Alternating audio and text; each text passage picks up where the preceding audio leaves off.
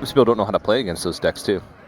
They don't know power turns. It's definitely a possibility, but if these guys have less experience than pro players. You also have to consider you have a finite amount of time to practice. So do you want to dedicate your time to Shaman and try to surprise your opponents, or do you want to just go for the tried and true? Look at that doozy of a hand. Yeah, Carleton, after they mulled their hand and got it, they kind of just put their hands on each other's shoulders like, all right, well, nice try. Feels bad, you tried. Yeah. Literally what they're doing is playing with one card in the opening hand. Yeah. They actually had Kazan Mystic in their deck, so they went with sort of like that 50-50, hoping Ohio State would throw out the Mage. Yeah.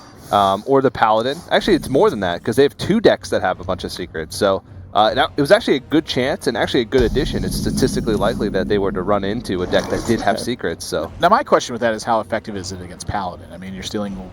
early in the game, on turn 4, you can steal Avenge or Noble Sacrifice. The early secrets, of course, Kazan Mystic's not going to be good against Mysterious Challenger when there's 5. But on turn 4 or on curve, Kazan Mystic against that deck can be really great. It's going to be wild growth for both players. Carleton did pick up an Azure Drake, so a little bit of something to do. That helps. And then if they pick up just slightly curved, I mean, you can just kind of... Here's a very positive way to look at it. Your hand can't get any worse. Well, Ohio State's hand certainly could get better. I mean, this is a situation where I really see Innervate being the play. I mean, having a Druid of the Claw out on turn 4, and then following that with another Druid of the Claw, I mean, this is... rather, on turn 3, just on the 4-mana turn, it's like, this is so devastating to be having here. I mean, you're not getting the full value out of Innervate, but you're accelerating your curve, which is the purpose of Innervate. Yeah, they do have a 6-mana play too with Keeper. I mean, that's flexible with a hero power if they can find a target for it. Like Innervate now, you float a mana and you make Ancient of Lore come a turn later. But I think you're right, developing the Druid of the Claw at this stage could give you the leg up when Druid Mirrors are all about the board. Yeah, and they're going to recognize that.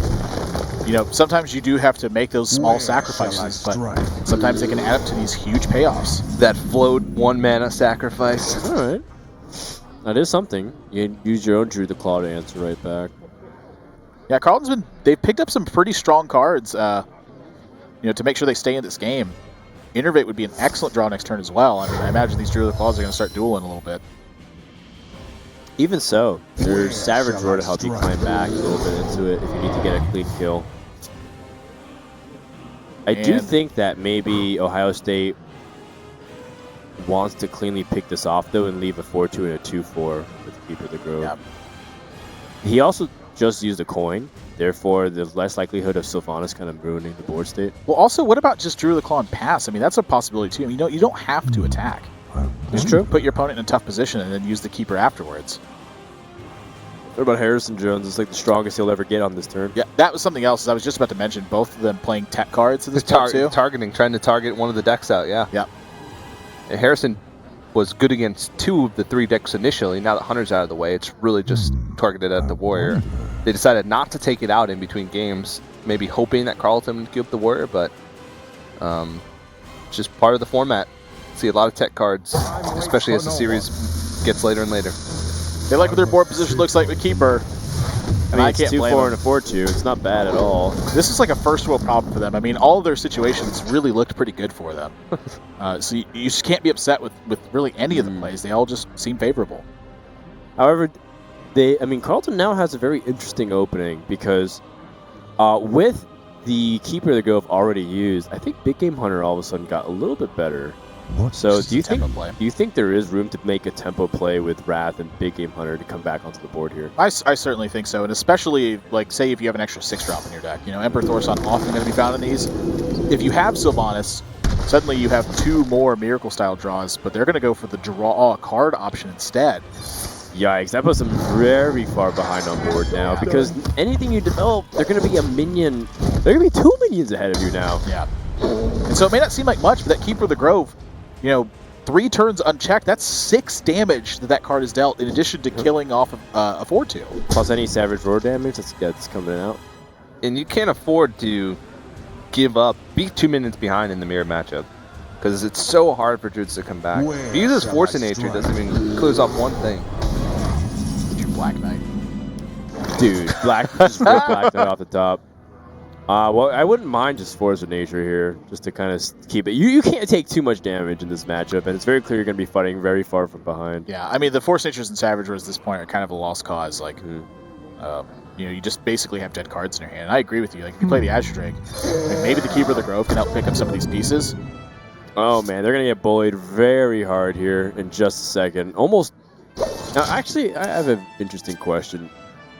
Would you heal at all with the Ancient of Lore? Because I know traditionally drawing is the way to go, but do you think there's merit to, like, trading into the Drake and then healing it and just loading a 2, 4, 4, 6, and a 5, 5? Yeah, that's definitely a play to consider, but I think a bigger factor is what's left in your hand afterwards. Like, say that Wrath was a Savage Roar instead. Yeah. You're looking much more at the ability to make those kinds of pushes. Okay. But then also, when you see Savage Combatant added to this hand as well, they have Pilot Shredders and Savage Combatants, it's very likely that them just fighting a value battle is something that they can easily do.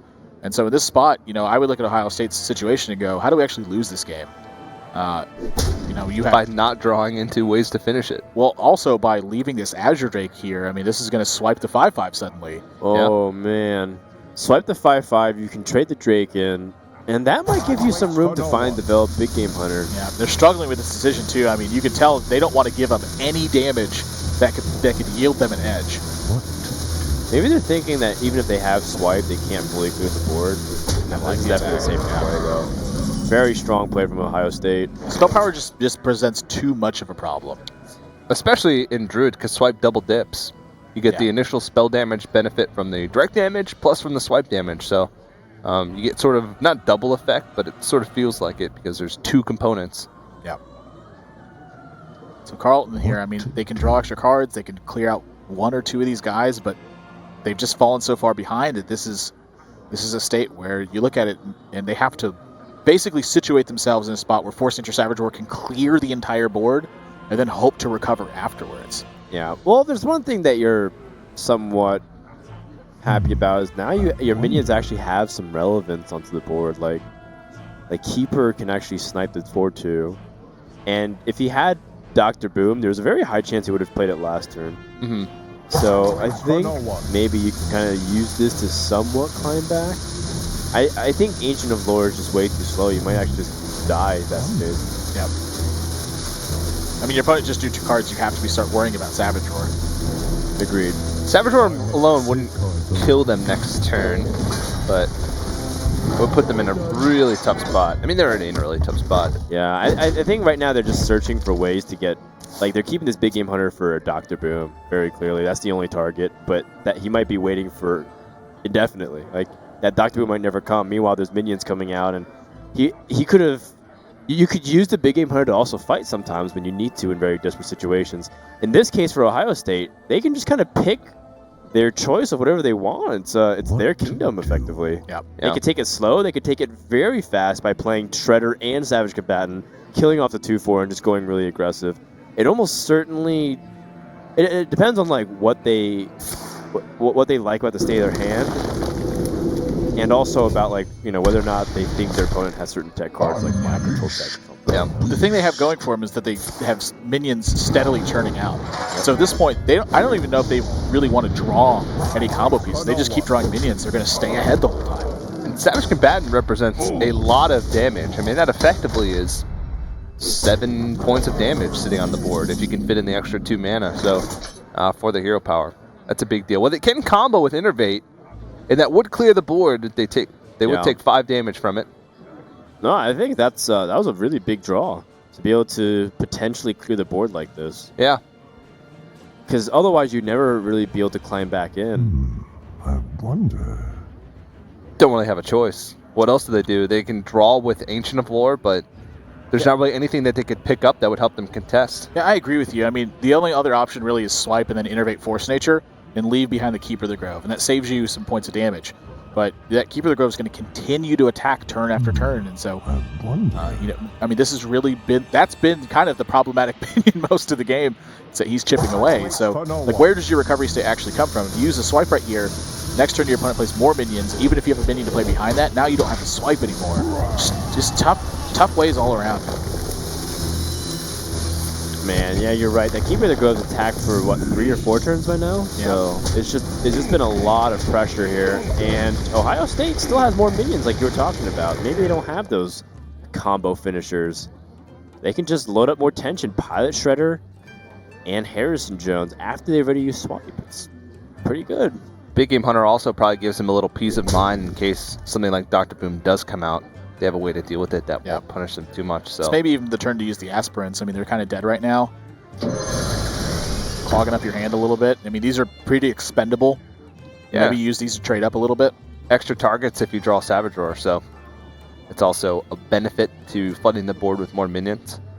Sort of makes it harder to remove as well, I suppose.